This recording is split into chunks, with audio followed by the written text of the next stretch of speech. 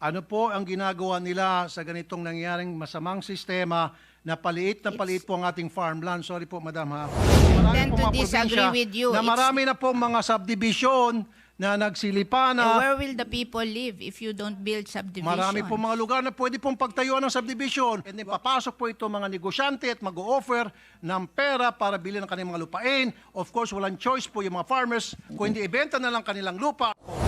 Batas na National Not Land Use Act. everybody agrees with you. Well, not everybody Ako, agrees with I you don't as well, ma'am. agree.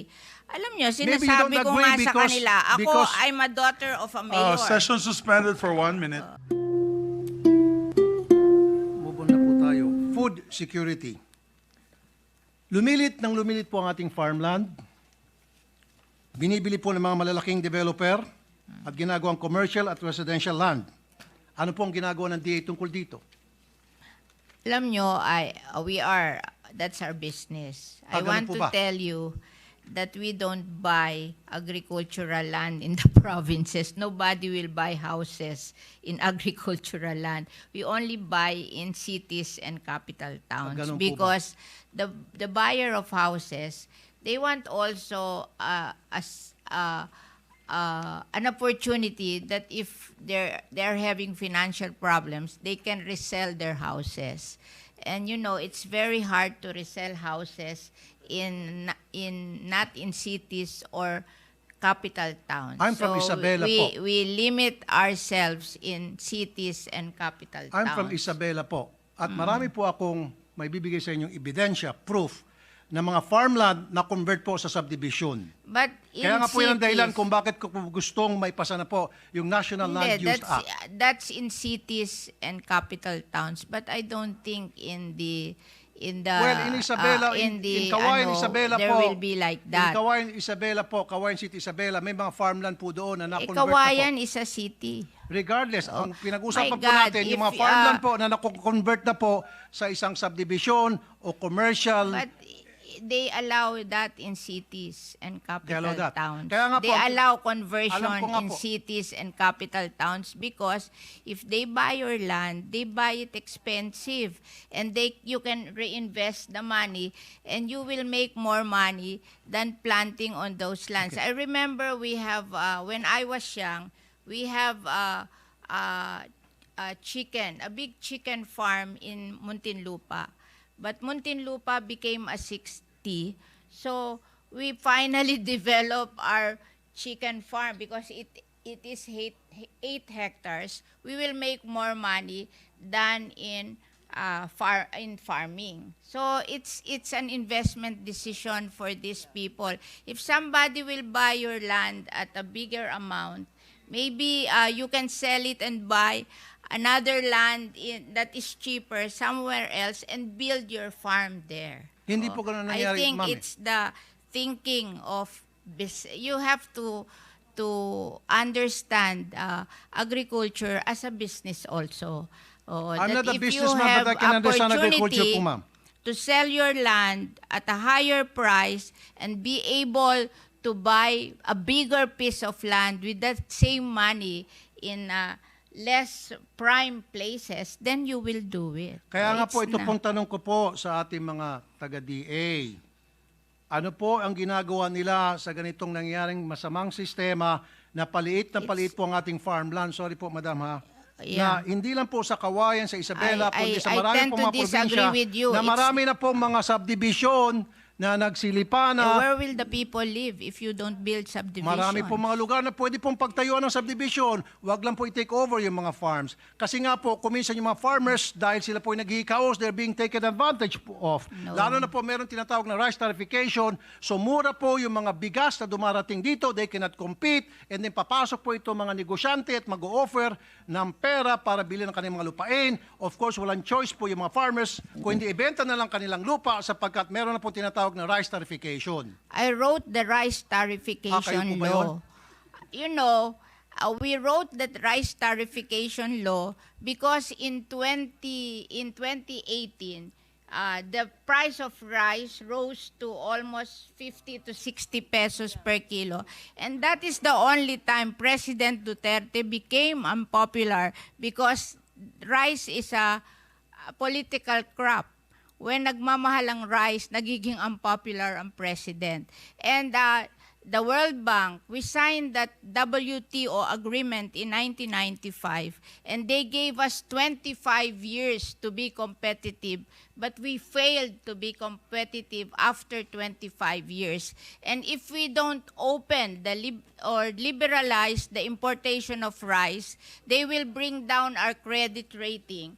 And we have plenty of loans abroad, and we have to pay higher interest for those loans, so it will be a loss to the Philippine government. So what I did when they asked me to write the rice tariffication law, I gave all the money from the collection of rice tariff to the small farmers. 10 billion for the Rice Competitiveness Enhancement RCE. Fund, 5 billion for mechanization, 3 billion for seeds, 1 billion for loans, 1 billion for training.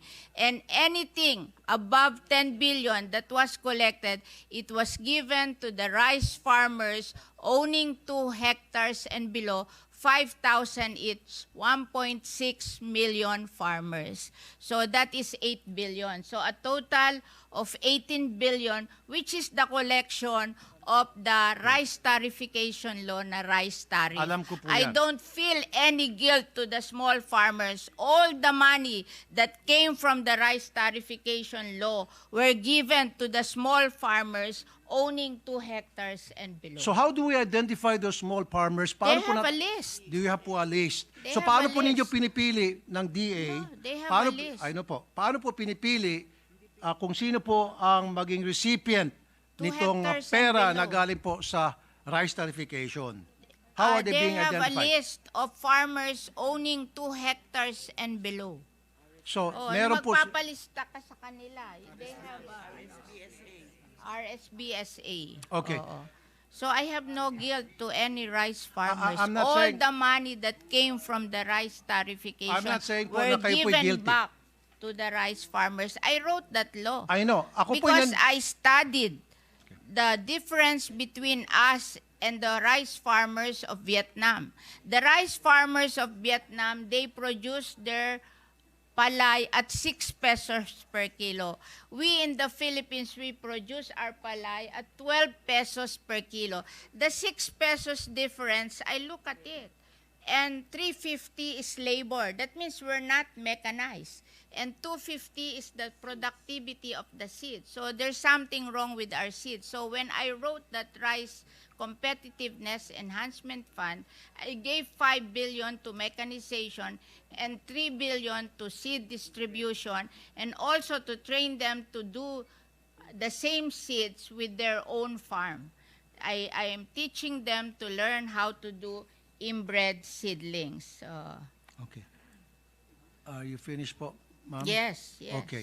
Let's go back po dun sa food security. Alam ko po Hindi ako nag-isip. na meron pong tinatawag na Rice Comprehensive Enhancement Fund. Rice Competitiveness Competitive, Enhancement okay. Fund. Enhancement Fund. Nasabi niyo po sa akin, so dapat may 2 hectares yung farmer para sila po ay mag-qualify dyan. Okay na po tayo dyan. However, hindi pa rin po talaga tunay na nasasagot yung pong katanungan ko po na ano pong ginagawa ng DA na yung pong mga farmland ay nako-convert na po sa nagiging residential area na po at commercial area. We need the residential area and the commercial area to improve the quality of lives of our people. Ang alam nyo, it's not the amount of farmlands. It's the efficiency of using these farmlands. Alam nyo, pag maganda ang seeds mo at mechanized ka, even with smaller area of farmlands, you can do better Kaya nga and po, ma'am, earn eh. more. Kaya- Kaya nga we're teaching the farmers to do mechanization and to plant better seedlings and to teach them that they have to operate their farm as a small business so they will make more money. You know, hindi naman ito como maliit ang lupa mo. Kaya we're organizing them into cooperatives para may economies of scale sila. Kasi kung 2 hectares kayo, mag-organize kayo, 30 farmer, then you have 60 hectares. And then you mechanize, hindi ka matatapos sa palay. Bibigyan ka ng PhilMech ng ano tawag dito, dryer and milling. So ang production mo hindi na palay na babarating ka ng middleman, kundi mapoproduce mo na hanggang rice. Tapos because you are a cooperative, you have economies of scale, you can go to the supermarket directly and sell your rice to them, you will make more money. Okay. Oo. So it's not the amount of land, it's the model. We have to change the model of our agriculture agree. because there is something wrong Yes. with our model of Okay. agriculture. Now, sinasabi niyo po kanina na the farmers has to use mechanized technology. Kaya nga po, it is not how small the farm is at kailangan po magkaroon ng improvement sa isang lugar, kaya kailangan po magkaroon ng mag-subdivision. So, kung yan po yung inyong premise, bakit hindi lang po natin tulungan itong mga maliit na farmers, bigyan na lang po sila ng puhunan para magkaroon po sila ng maging mechanized na po yung kanilang farming Binibigyan style. po. Well, then Oo, instead na bibilin binibigyan po yung po. kanilang mga lupa, pabayaan na lang po natin sila na isaka yung kanilang lupain at Meron tutulungan po. na lang po sila na, Meron po. na para Meron hindi na po po. ma-convert yung kanila pong mga farm into subdivision, into commercial area, and what have you. And this is the reason kung bakit po talaga kailangan mai-push na po natin itong National Land Use Act. At hindi ko po alam kung bakit hanggang ngayon, 4 na presidente na po ang dumaan at hindi pa rin po ito mapasa-pasa. Hindi ko po alam kung bakit. Your guess Alam is nyo, as good as mine. Yung Land Use Act, lahat po ng local government, may land use plan na sila. Nagpagawa na sila ng land use plan. The power of determining the implementation of the land use is with the local government. Why will you remove it from the local government and transfer it to the national government? Do you think that is better? It is better po na dapat sa national government ang humawak po nitong batas na National Not Land Use Act. everybody agrees with you. Well, not everybody Ako, agrees I with you don't as well, ma'am. agree. Alam nyo, Maybe you sinasabi don't ko agree nga sa because- kanila, ako, because- I'm a daughter of a mayor. Session suspended for 1 minute.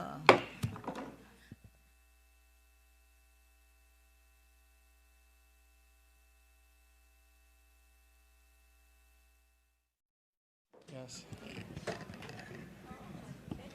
Majority Leader?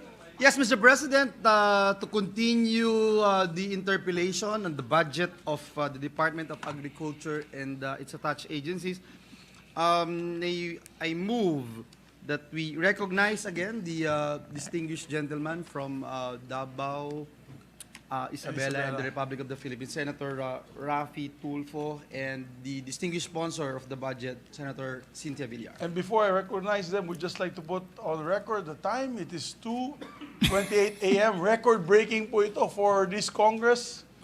Pinapakita natin yung ating kasipagan bilang mga kawani ng gobyerno. Please proceed, gentlemen and sponsor. Nahiya na po ako dahil, o nga pala, 2:30 na at napupuwit na po tayong lahat. What am I gonna do? What am I gonna say? Except that I apologize to all of you guys, Mr. President, dahil nadrag po itong aking interpellation, and I'll make it short and sweet na. Isang sagot na lamang po kay Madam Chair, Mr. President, and then after that, isang sagot ko, and then finish. Okay ba sa inyo, Mr. President? Is that okay, Mr. President? Absolutely. Absolutely, Your Honor. No need to apologize. In the halls of the Senate, we are free to give our opinions and discuss and debate. Okay. My request lang kanina was just to address the chairperson, the presiding officer, yes, so that there will be no direct debates or else it will always be heated. Yeah. Thank you. So, yes, please continue, sir. Mr. President, isa lang pong tanong ko kay Madam Chair. Madam Chair, kayo ba'y pagod na? You know naman, I'm very tolerant when it comes to you. You know that. Okay. So, Your- wow. Thank your you, chief Madam of Chair. staff, your son-in-law, is very nice to me. Oh, I always remember him. because I taught him to be nice to you, especially. I gave him instructions to be very, very nice to you. Anyway, since yung inyo pong sagot medyo kayo po'y pagod na, therefore, I will end my interpellation.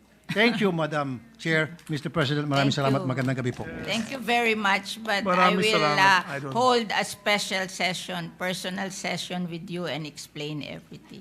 Oh. Salamat po. Pero okay lang po ba, last na po, Mr. President, Oo. Madam Yes, Chair. yes, please. Okay lang po ba na ako po'y gagawa ng privilege speech tungkol sa National Land Use Act? Yes, that's Thank you po. okay with me. Thank you po. Thank you very much. That's all. Thank you.